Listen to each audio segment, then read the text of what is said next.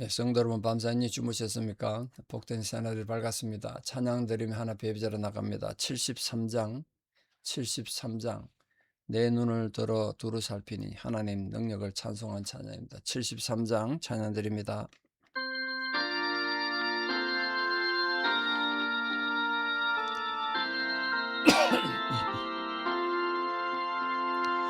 내 눈을 들어 두루 살피니 사나이라 날 돕는 구원 어디서나 그 어디서 하늘과 땅을 지은 여호와 날 도와주심 확실하도다. 주께서 나의 가는 곳마다 다 지키며 졸지도 않고 깨어 계셔서 널 지키네. 이스라엘을 지키시느니 쉬지도 않고 살펴주시네. 여호와 나의 보좌시니 널 지키며 오른팔 들어 보하시고 그늘 되네. 낮에는 해가 상치 못하며 또 밤에 달이 해치 못하네. 여호와 나의 영혼 지키사 돌보시며 내 모든 죄를 사해 주시고 널 지키네. 이제로부터 영원 무궁히 주 나의 주를 지켜주시리. 아멘. 사도신경으로 우리 신앙을 고백드립니다. 나는 전능하신 아버지 하나님 천지의 창조주를 믿습니다. 나는 그의 유일하신 아들 우리 주 예수 그리스도를 믿습니다. 그는 성령으로 잉태되어 동정녀 마리아에게서 나시고 본디오 빌라도에게 고난을 받아 십자가에 못 박혀 죽으시고 장사된 지 사흘 만에 죽은 자 가운데서 다시 살아나셨으며 하늘에 오르시어 전능하신 아버지 하나님 우편에 앉아 계시다가 거기로부터 살아있는 자와 죽은 자를 심판하러 오십니다. 나는 성령을 믿으며 거룩한 공교회와 성도의 교제와 죄를 용서받는 것과 몸의 부활과 영생을 믿습니다. 아멘. 2026년 3월 19일 목요일 새벽입니다. 하나님 주신 말씀 욥기 41장 18절에서 34절입니다. 욥기 41장 18절에서 34절 봉독에 올립니다. 그것이 재채기를 한즉 빛을 발하고 그의 눈은 새벽의 눈꺼풀 빛 같으며 그것의 입에서는 횃불이 나오고 불꽃이 튀어나오며 그것의 콧구멍에서는 연기가 나오니 마치 갈대를 태울 때 솥이 끓는 것 같구나. 그의 입김은 숯불을 지피며 그의 입은 불길을 뿜는구나. 그것의 힘은 그의 목덜미에 있으니 그 앞에서는 절망만 감돌 뿐이구나. 그것의 쌀껍질은 서로 밀착되어 탄탄하며 움직이지 않는구나. 그것의 가슴은 돌처럼 튼튼하며 맷돌 아래짝같이 튼튼하구나. 그것이 일어나면 용사라도 두려워하며 달아나리라. 칼이 그에게 꽂혀도 소용이 없고 창이나 투창이나 화살촉도 꽂히지 못하는구나.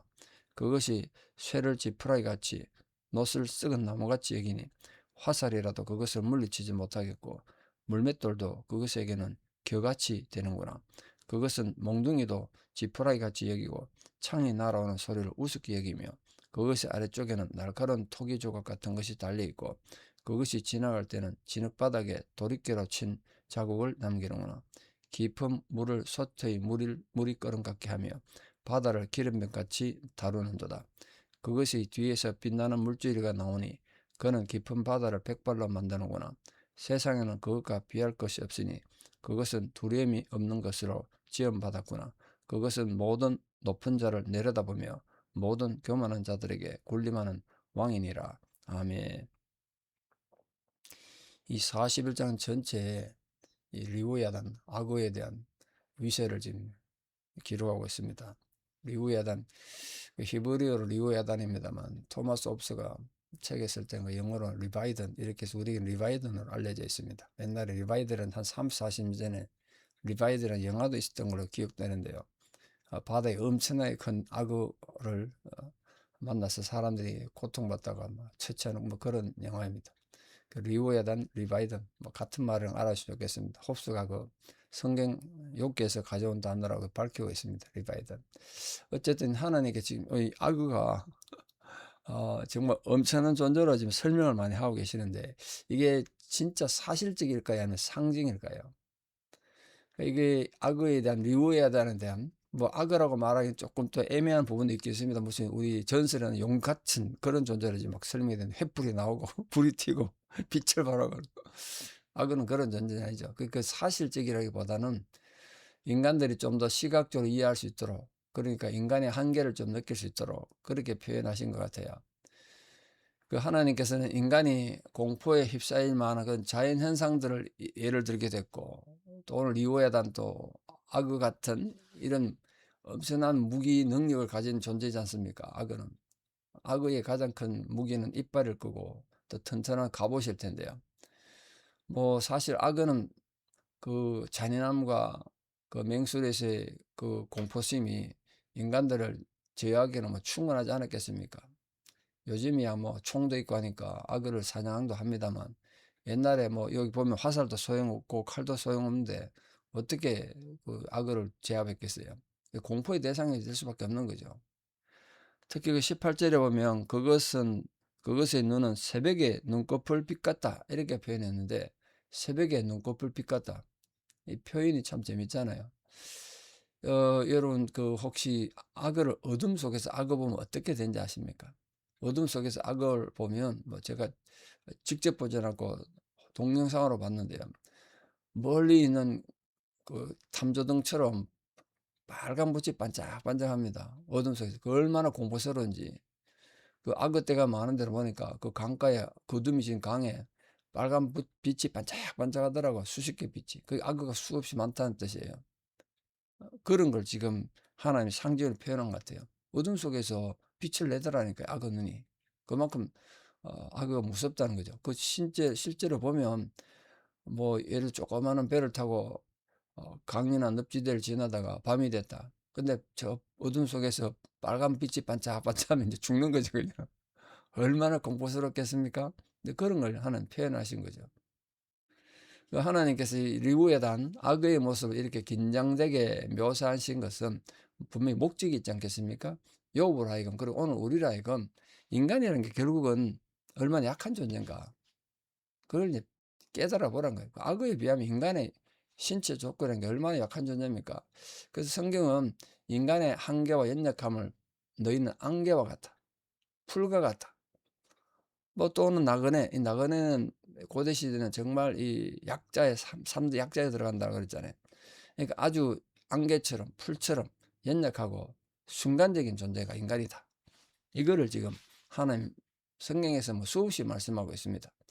그렇기 때문에 우리는 이런 유한한 육체를 의지하는 자가 얼마나 무의미한 삶을 살아가는지 알 수 없다. 그러니까 오직 하나님만 경외하고 하나님을 바라 섬기라는 뜻으로 지금 하나님이 이 41장의 긴 장에 앞에도 또 나왔습니다만 리오야단 우리하고 아무 관계도 없는 이런 걸 왜 길게 설명하셨을까요? 그런 걸 보고 인간의 한계를 깨달은 거예요. 특히 그 24절 이하에 보시면 22절 이하에 쭉 보시면 용사라도 두려워하면 달아나리라 그랬습니다. 25절에 그것이 일어나면 용사라도 두려워하면 달아난대. 용사인데도 악어 보면 겁나고 도망간다는 거예요. 이 말은 이 리오야단 악어라는 존재가 사람에게 또 모든 피조물에게 얼마나 두려움을 주는지 생생히 묘사한 거 아닙니까? 용사라도 전쟁터에서 잠빼고 용사도 악어 보면 도망간다니까. 그러니까 이 말은 악어가 어느 곳으로 가든지 반드시 공포를 조성하고 사람들과 다른 피조물들은 무려 두려워하고 다 도망가고 숨기 바쁘다는 뜻이에요. 이처럼 악어가 리오야단 가는 곳곳마다 공포 분위기를 조성하고 인간과 다른 피조물들에게 위협을 지는 이유는 그것이 가진 튼튼하고 강직한 육체 때문 아니겠습니까? 갑옷을 뭐 화살로 칼로도 뚫어서는 갑옷인데 겁날 것만 있겠습니까? 이빨은 60개나 되게 한번 물면 절대 놓지 않는다는데 그 악어는 먹이를 한번 물면 절대 놓지 않는다잖아요. 이런 육체를 조성하시는 분이 바로 하나님이다. 그 역사를 운행하시면 하나님이다 이거예요. 지금 인간이 도대체 감당이 안 되는 이런 괴물 같은 존재를 왜 만드셨냐? 하나님 만드셨다는 거예요. 인간의 한계를 알기 위해서. 그러나 죄로 말미암아서 영혼이 어두워진 인간들은 단지 눈으로 볼 수 있는 육체적 힘이나 자연의 놀란 현상만 바라볼 뿐이고 그 배후에 역사하시는 하나님 손길을 모르더라는 거예요. 그게 어리석다는 거예요. 그게 지금 하나님께서 욥을 가르치는 거예요. 네가 얼마나 어리석은가. 눈에 보이는 게 다가 아니다. 또 본다고 다 믿는 것도 아니잖아요. 이런 맥락에서 우리 모름지기 하나님을 예배하는 하나님 경외하는 성도란 이 보이는 물질적 세계에 자기 시야를 고정시키기보다 자기 개념이나 고집을 고정시키기보다 보이지 않는 세계로 자신의 눈을 돌리는 사람이 돼야 된다. 보이지 않는 곳으로. 결론적으로 33절, 34절 보시면 세상엔 그것과 비할 것이 없다. 그 두려움도 없고 또 이 34절에 모든 높은 자를 내려다본대요. 하나님께서 악어를 땅 위에서 가장 강하고 훌륭한 육체를 지닌 존재를 만드셨기 때문에 다른 어떤 것도 두려움 없는 존재를 만들었다는 거예요. 늪지대에서는 뭐 악어가 왕이니까 뭐 사자들 그 들어가면 물려 죽는데요. 어떡하겠어요? 그 모든 높은 것을 낮게 보는 교만한 것이 왕이 됐다는 거예요. 악어가. 여러분 모든 동물들은 보면 새끼 때는 귀엽잖아요. 근데 악어는 새끼 때부터 징그럽더라고요. 새끼 때부터 똑같이 악어가 똑같이 생겼잖아요. 그 참 새끼 때부터 무서워. 악어는 자신의 시야권에 발견되는 모든 동물보다 자기가 우월하다 생각한다는 거예요. 악어가 만약 지적 능력을 가지고 생각을 한다면 그게 얼마나 교만하겠냐는 거죠. 다른 동물들도 교만할 수 있겠지만 악어는 그 가장 교만한 존재보다 더 교만하다는 거예요.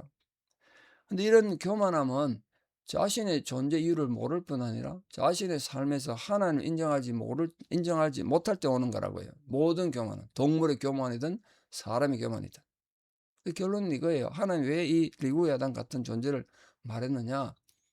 하나님 앞에 인간은 겸손해야 한다. 자기 한계를 알아야 된다. 모든 교만은 뭐 그 형태가 어떻게 바뀌었든 간에 결국은 패망의 원인이다. 멸망의 씨앗이다. 그래서 오늘 성도님들 뭐 리오야단 이런 것들이 왜 기록됐나 이렇게 생각하지 마시고 그 앞에선 우리 존재가 얼마나 약한지 깨닫고 오늘도 하나님 경외하면서 겸손한 하나님 성도로 이 하루를 살고 남은 생애를 살아가는 하나님의 복된 성도 되시기를 진심으로 축원합니다. 기도드리겠습니다. 아버지 하나님, 오늘도 우리에게 귀한 하루의 생명을 주시고 또 이렇게 귀한 은혜 주신 것 감사합니다. 오늘 하나님께서 이렇게 길게 리오야단이라는 정말 괴물 같은 존재에 대해서 이렇게 설명하신 이유는 인간이 얼마나 어리석고 한계를 가졌는지 깨닫고 하나님 경외한 자로 살라는 하나님의 깊은 뜻이 계신 줄 믿습니다.